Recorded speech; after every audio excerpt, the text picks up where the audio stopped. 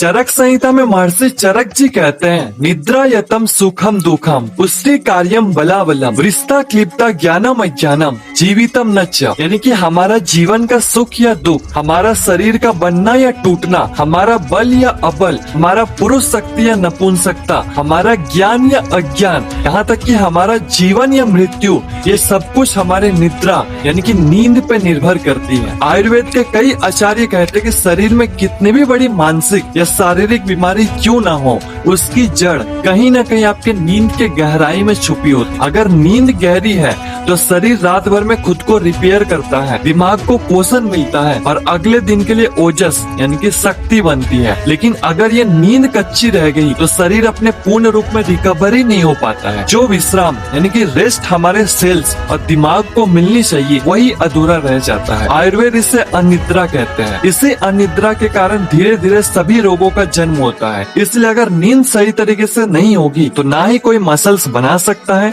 ना ही दिमाग को शांत रख सकता है। दिन भर थकान, ध्यान न लगना, फोकस की कमी, आंखों के नीचे डार्क सर्कल, गुस्सा, चिड़चिड़ापन, स्किन का डल होना, हेयर फॉल, वीक इम्यूनिटी, दिमाग में हमेशा एक ब्रेन फॉग बना रहना, इसके अलावा भी और भी बड़ी समस्याओं का जन्म सिर्फ और सिर्फ अनिद्रा यानी कि सही और उचित नींद न आने के कारण होती है। इसलिए आज हम आपके साथ 5 ऐसा प्राचीन वैदिक टेक्निक शेयर करने वाले हैं, जिन्हें अगर आप अपने लाइफ में शामिल कर लेते हैं तो सिर्फ कुछ ही दिनों में आपकी निद्रा की क्वालिटी इतनी बढ़ जाएगी कि आप खुद हैरान हो जाएंगे। और सबसे बड़ी बात, ये टेक्निक किसी भी स्लीपिंग पिल या केमिकल पर डिपेंडेंट नहीं है। ये वही प्राचीन मेथड्स हैं जो महर्षियों ने हजारों साल पहले अपनाए थे और आज भी 100% रेलिवेंट है। तो चलो शुरू करते हैं।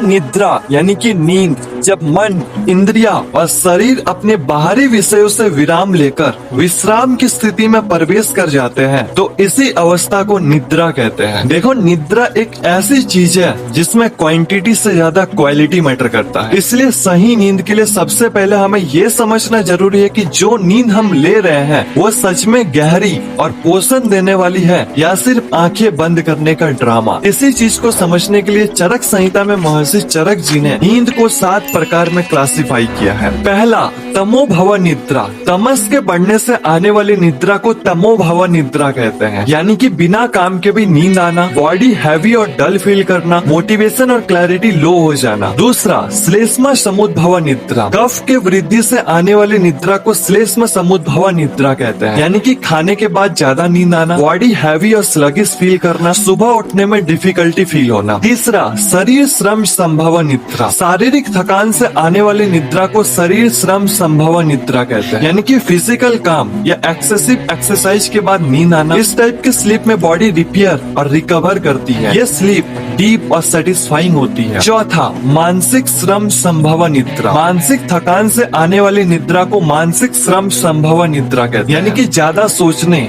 स्ट्रेस और फोकस के बाद नींद आना। इस टाइप के स्लीप में ब्रेन को रेस्ट और रिसेट मिलता है। ये नींद कभी कभी हैवी हेड फीलिंग के साथ आती है। पांचवा, आगंतुकी निद्रा। एक्सटर्नल कॉज यानी कि बाहरी कारणों से आने वाले निद्रा को आगंतुकी निद्रा कहते हैं, यानी कि इंजरी, शॉक या ट्रॉमा के बाद नींद आना। ये स्लीप सडन और अनकॉन्शियस जैसी होती है, ये नॉर्मल स्लीप नहीं होती है। छठा, व्याध्यानुवर्तिनी निद्रा। किसी व्याधि यानी कि डिजीज के कारण आने वाली निद्रा को व्याध्यानुवर्तिनी निद्रा कहते हैं, यानी कि फीवर या इलनेस में एक्सेसिव स्लीप आना। इस टाइप के स्लीप में बॉडी एनर्जी को कंजर्व करती है। ये नींद वीकनेस और लेथर्जी के साथ आती है। सातवां, रात्रि स्वभाव निद्रा। प्राकृतिक और रात की नींद यानी कि नेचुरल स्लीप से आने वाली निद्रा को रात्रि स्वभाव निद्रा कहते हैं, यानी कि रात को ऑटोमेटिकली नींद आना, सुबह फ्रेशनेस और एनर्जी मिलना, यही आइडियल और हेल्थी स्लीप होती है। इन 7 तरह की निद्रा में आपकी नींद की टाइप कौन सी है, नीचे कमेंट्स में बताओ। देखो, सबसे पहले बात करते हैं पहली टेक्निक, तमो प्रवेश विधि के बारे में, यानी कि तमस निद्रा के द्वार है। नींद के लिए तमस यानी कि डार्कनेस का वातावरण बहुत जरूरी है। देखो, हमारे दिमाग के बिल्कुल बीच में आज्ञा चक्र के पीछे एक छोटी सी ग्रंथि यानी कि ग्लैंड होती है, जिसे पिनियल ग्लैंड कहते हैं, जो तरफक कफ का केंद्र होता है, जो मस्तिष्क को पोषण देता है, उसकी रक्षा करता है और हर रात उसकी सफाई करता है। पिनियल ग्लैंड ही मेलाटोनिन बनाते हैं, लेकिन ये तभी बनता है जब पूर्ण रूप से अंधेरा हो, और यही मेलाटोनिन हमारे नींद के लिए रिस्पॉन्सिबल होता है। लेकिन आज के सो कॉल्ड मॉडर्न वर्ल्ड में हमारे screen, TV, laptop, mobile, LED bulb देर रात तक चलती रहती है, जिससे हमारे ब्रेन को ये लगता है कि अभी दिन है, जिससे तरफक कफ रुक जाता है, जो हमारी नींद तो खराब करता ही है, साथ ही हमारा मस्तिष्क का पोषण मिलना बंद हो जाता है, ओजस नहीं बनता है, सप्त धातु की पोषण रुक जाती है। अब इसे सिर्फ समझना ही काफी नहीं है, इसे सही तरीके से अप्लाई करना भी बहुत जरूरी है, तभी इसका पूरा इफेक्ट मिलेगा। इसलिए स्टेप बाय स्टेप समझते हैं। सबसे पहले प्रकाश संयम। सोने का 1 घंटा पहले सारे ब्राइट लाइट्स बंद कर दो, सिर्फ डिम वार्म लाइट का यूज करो। दूसरा, इंद्रिया विराम। सोने का 1 घंटा पहले मोबाइल, टीवी सब कुछ बंद कर दो ताकि मेलाटोनिन ब्लॉक ना हो। तीसरा, पूर्ण तमस। इंश्योर करो कि कमरे में कोई भी एलईडी या बाहर का लाइट ना हो, एकदम अंधेरा रखो। चौथा, नेत्र आवरण। अगर रूम में अंधेरा करना मुश्किल हो तो कॉटन आई मास्क का यूज करो। पांचवा, स्थिरता।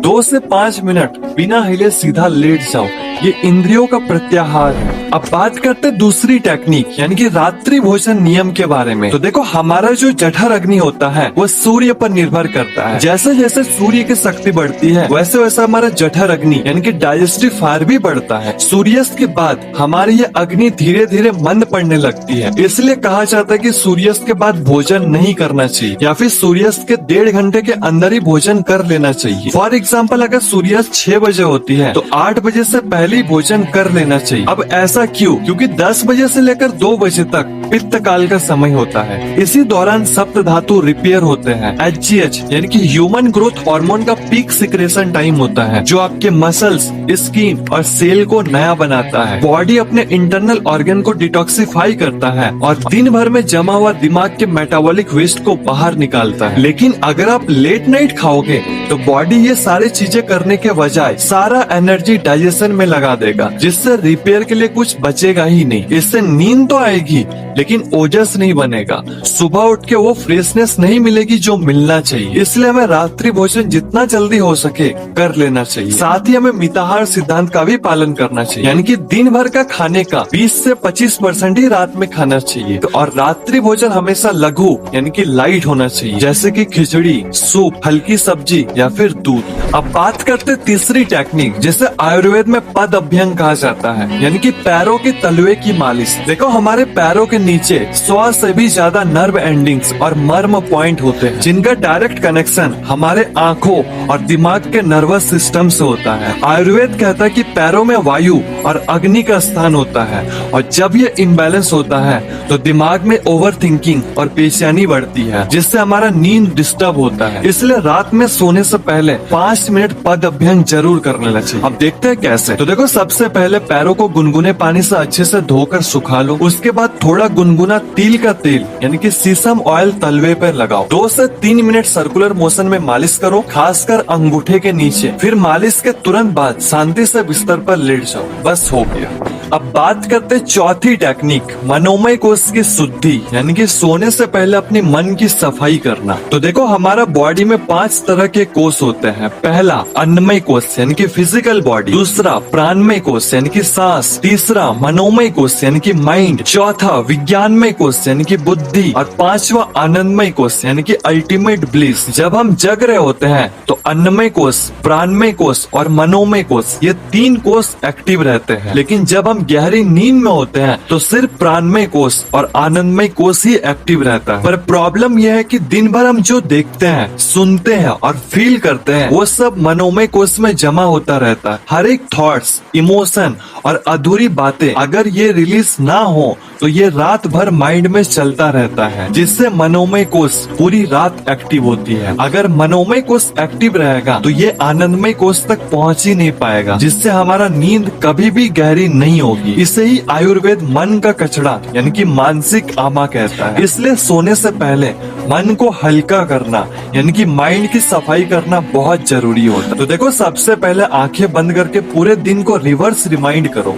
सिर्फ एक साक्षी यानी कि विटनेस बनकर देखो, सिर्फ इंगेज मत हो। दूसरा, कल की लिस्ट मेंटली बनाकर उसे साइड में रख दो। दिमाग को ये सिग्नल दो कि सुबह देख लेंगे, अभी नहीं। तीसरा, ना पास्ट ना फ्यूचर, सिर्फ सांस पे ध्यान दो ताकि नींद गहरी हो जाए। अब बात करते 5वीं टेक्निक यानी कि योगिक क्रिया के बारे में। नंबर 1, चंद्रभेदी प्राणायाम। सबसे पहले सीधा बैठ जाओ, राइट हैंड को विष्णु मुद्रा में लो, राइट नॉस्ट्रिल को अंगूठे से बंद करो और सिर्फ लेफ्ट नॉस्ट्रिल से गहरी सांस अंदर लो। जितने देर रोक पाओ रखो, उसके बाद राइट नॉस्ट्रिल से बाहर छोड़ दो। ये एक राउंड हुआ। इस तरह आपको 5 से 6 राउंड करने हैं। दूसरा, भ्रामरी प्राणायाम। सबसे पहले सीधा बैठ जाओ, आंखों को बंद करो, दोनों हाथों के उंगली से शंखमुखी मुद्रा में लगाओ, अंगूठे से दोनों कान बंद करो, इंडेक्स फिंगर से आंख ढको, नाक से गहरी सांस लो और बाहर छोड़ते वक्त साउंड बाहर निकालो।